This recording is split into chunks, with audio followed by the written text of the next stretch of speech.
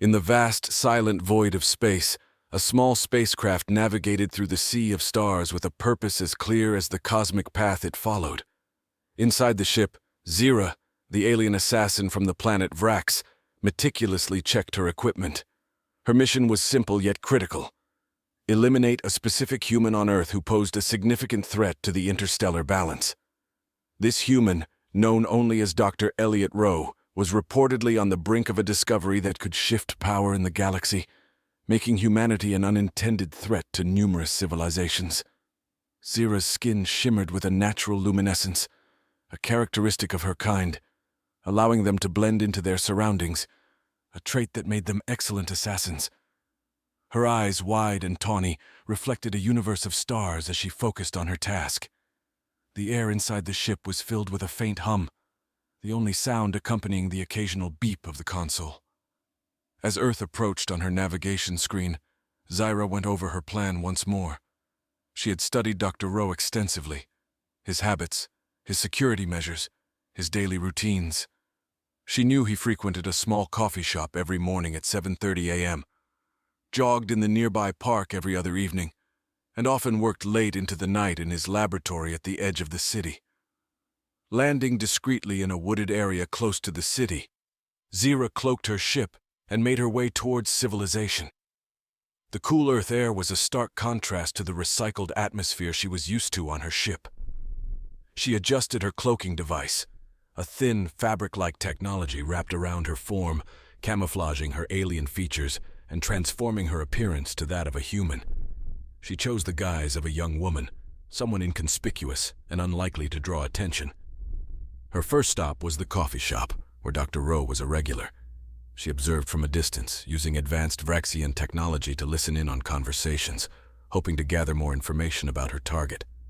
Dr. Rowe arrived right on schedule, his demeanor relaxed and unsuspecting as he ordered his usual. Black coffee, no sugar. Zira's plan was to study him further, to understand why this seemingly ordinary scientist could be of such importance that her commanders would mark him for assassination. As she watched him laugh at a joke made by the barista, her mission parameters began to blur slightly. He appeared kind, genuine, and so very human. The day progressed, and Zira followed Dr. Rowe as he moved through his routines. With each passing hour, she cataloged more about him, not just his movements, but his interactions, his gestures, his expressions. She found herself analyzing not just the target, but the man himself. There was an ease about him, a passion in his work and kindness in his interactions that she hadn't anticipated. Night fell, and Dr. Rowe finally headed home. Zira knew this would be the ideal time to strike, under the cover of darkness, when he was alone. She moved silently, her assassin training making her nearly invisible even without her cloaking device. As she reached his front door, her hand hovered over her weapon, a compact device capable of ending a life silently and instantly. But as she stood there, weapon ready, doubts crept into her mind. Her mission was clear, yet the person she observed today conflicted with the image of a dangerous man worth killing. She hesitated, her hand shaking slightly, an unusual and unsettling sensation for someone trained to be so resolute. Inside, Dr. Rowe was oblivious to the danger lurking outside. He was busy in his home laboratory, lost in his work, completely unaware of how close he was to facing his end. Zira watched him through the window, her mind racing. Tonight she had to make a choice: fulfill her mission and kill Dr. Rowe, or delve deeper into the mystery of why this gentle human was deemed such a threat.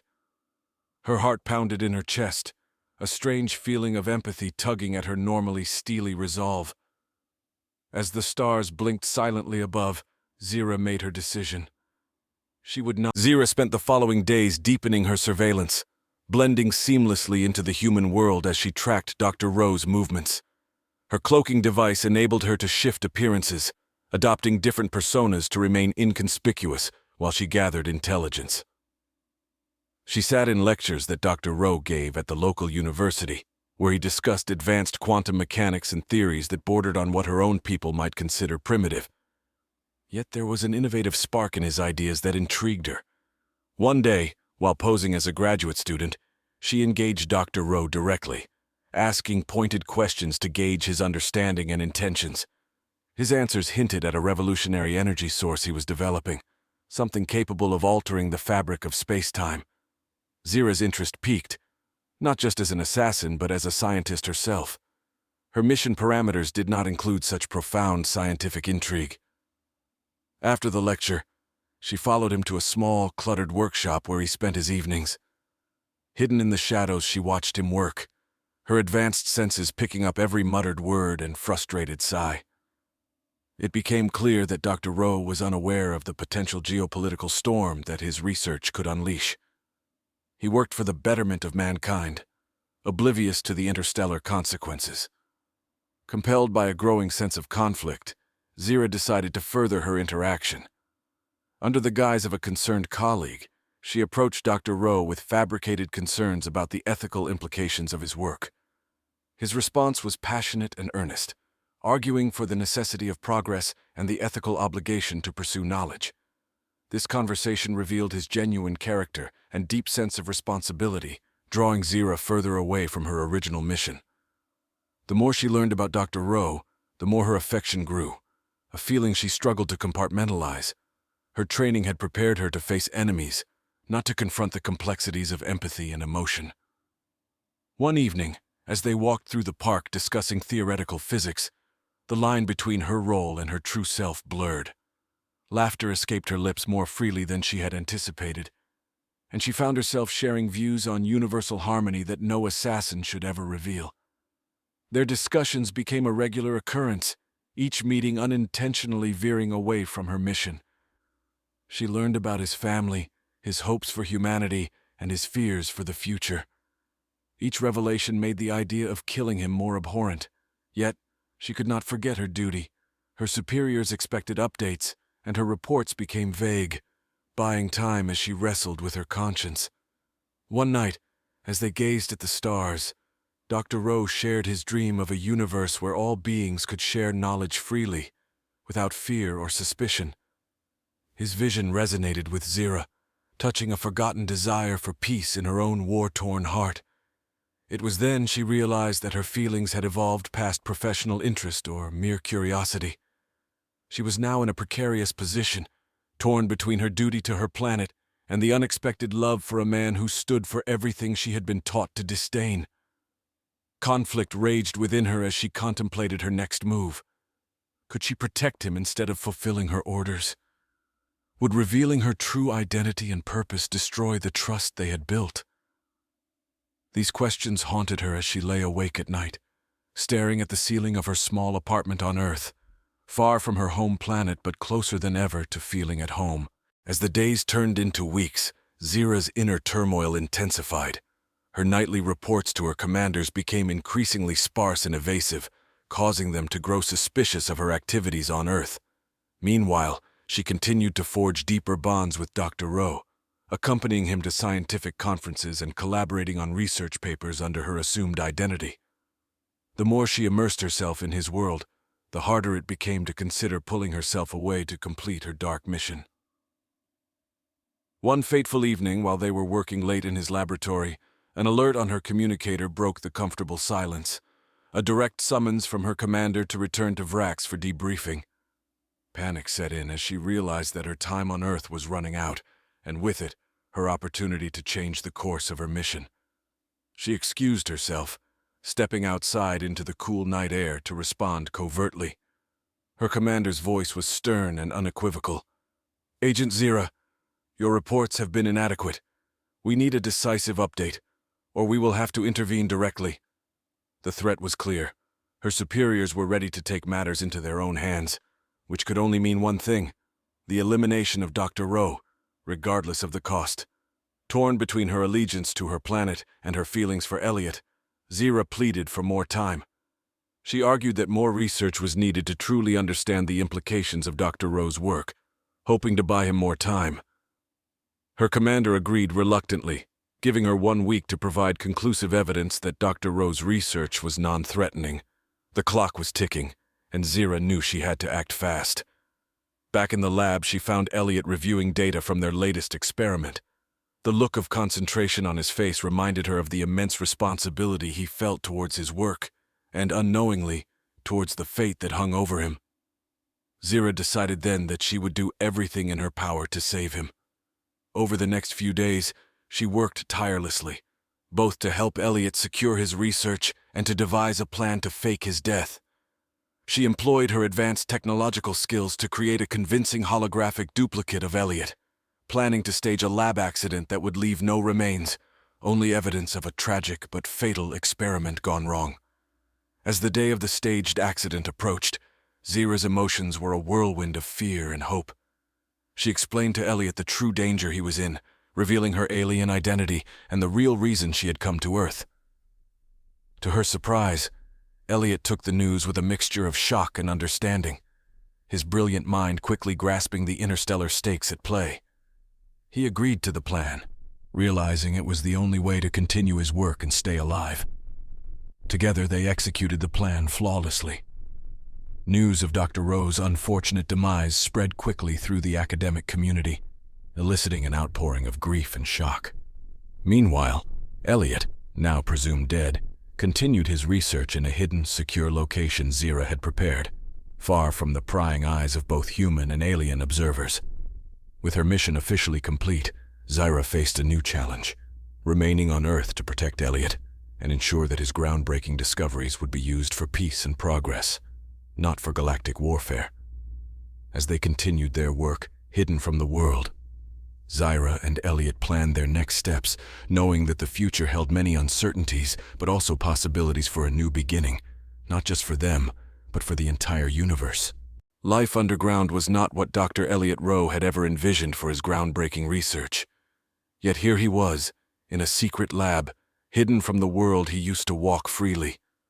The lab was a marvel of alien and human technology, blending seamlessly to create an environment that fostered not only safety but advanced scientific inquiry.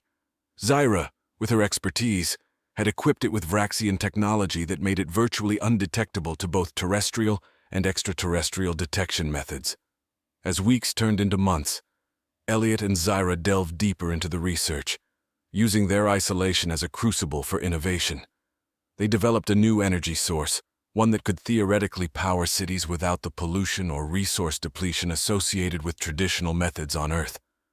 This energy could also stabilize wormholes, making interstellar travel more feasible and safe. The implications were vast, and the potential to change the dynamics of power in the galaxy was real and imminent. However, their scientific breakthroughs were overshadowed by the constant threat of discovery. Zira's superiors had been satisfied with her reports of Elliot's death. But such deceptions could only hold for so long. Zira knew that her race, the Vraxians, would eventually come to verify the demise of what they considered a significant threat. Her anxiety about keeping their sanctuary safe grew daily, but she masked these fears, focusing instead on helping Elliot achieve what they had started. Their relationship, built on a foundation of shared secrets and mutual protection, had deepened. Zira found human emotions more complex and riveting than she had ever imagined. Elliot, in turn, was fascinated by Zira's perspective on the universe, a viewpoint shaped by her experiences across the stars. Together, they not only bridged their cultural differences, but also created a synthesis of ideas that propelled their projects forward. One day, as Elliot was calibrating a device designed to harness quantum fluctuations, an unexpected anomaly appeared on their sensors. Zira investigated and realized it was a covert surveillance probe from Vrax.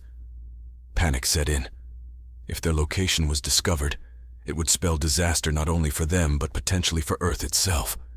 Zira took immediate action, deploying countermeasures she had prepared for such an eventuality. She managed to disable the probe and mask their energy signature more effectively. This close call, however, was a stark reminder of their vulnerability and the ever-present danger lurking just beyond their hidden walls. Determined to protect their work and their lives, Zira proposed an audacious plan.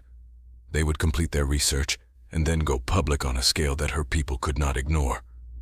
They would demonstrate the benefits of the new energy source to the interstellar community, showcasing its potential to foster peace and cooperation rather than conflict.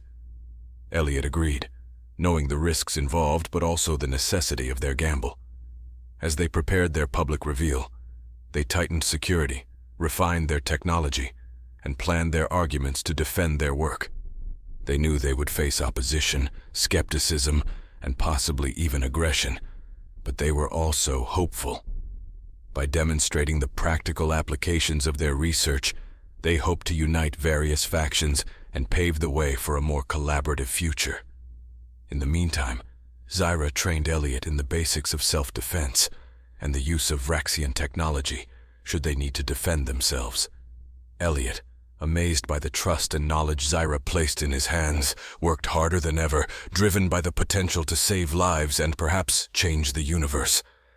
As the day of the announcement approached, tension and anticipation built up like static in the air, charging every moment with the weight of impending change. Together they prepared to step out of the shadows, not just to reveal their scientific achievements, but to challenge the cosmic order. The day of the announcement arrived with a quiet tension that filled their hidden laboratory. Elliot and Zyra had chosen a platform that would broadcast their message simultaneously across various media outlets around the world, ensuring that their discovery and its implications would reach as many ears as possible, both on Earth and across the known galaxies. As they prepared, Zyra double-checked every communication link and security protocol. They had encrypted their signal to prevent interference or sabotage from those who might wish to prevent their broadcast.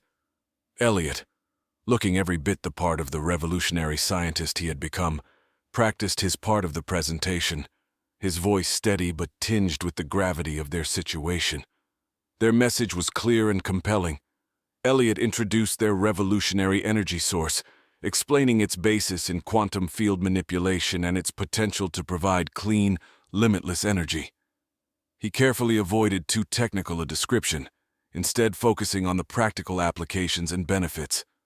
Following his introduction, Zyra took over, speaking about the broader implications for peace and technological progress within the interstellar community. She addressed her own people directly, advocating for a new era of openness and cooperation. As they concluded their presentation, they unveiled the actual device, a compact engine capable of stabilizing energy outputs that could theoretically power small cities.